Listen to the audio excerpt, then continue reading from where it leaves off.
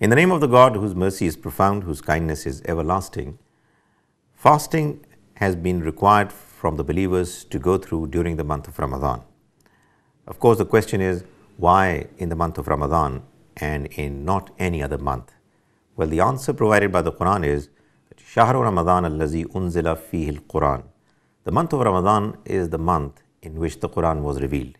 The Quran, in actual fact, started getting revealed during the month of Ramadan, and most certainly, we all know that it got revealed in the 22, 23 years of the prophetic era, and it was Ramadan and months other than Ramadan when the Quran was actually received, but it started getting revealed during the month of Ramadan.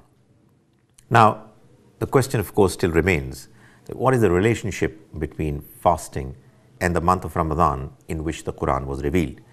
Well, one answer is that perhaps in order for us Muslims to thank God for having given us this great gift of the book, we Muslims have been required to go through the spiritual exercise of fasting so that we could thank God. Of course, we cannot thank Him enough for the gift of the Quran that He has given us, but as a gesture of our humble gift of thankfulness, we offer to Him fasting for 1 month.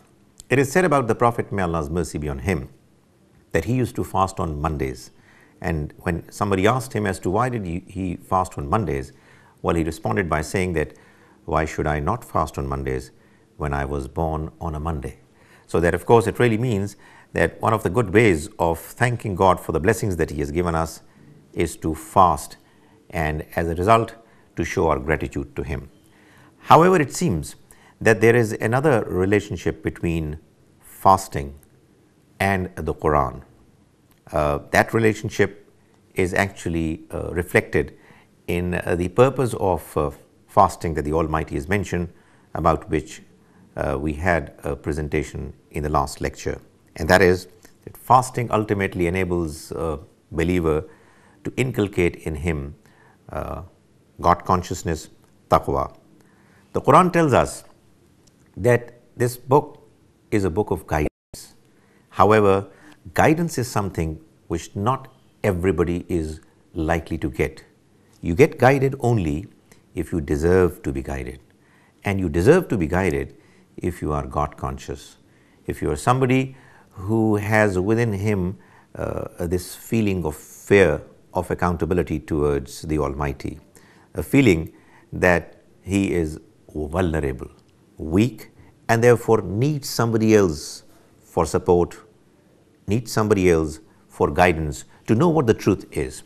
So that God consciousness in its broader understanding, wherein you're really aware that you're not independent, you're not somebody who can come to your rescue and to help you get all the needs that you have without anybody else's support.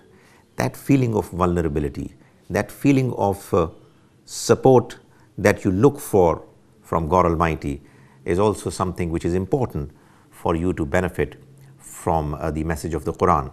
Because an arrogant person cannot get guided by the Almighty through the Quran. You need to be humble.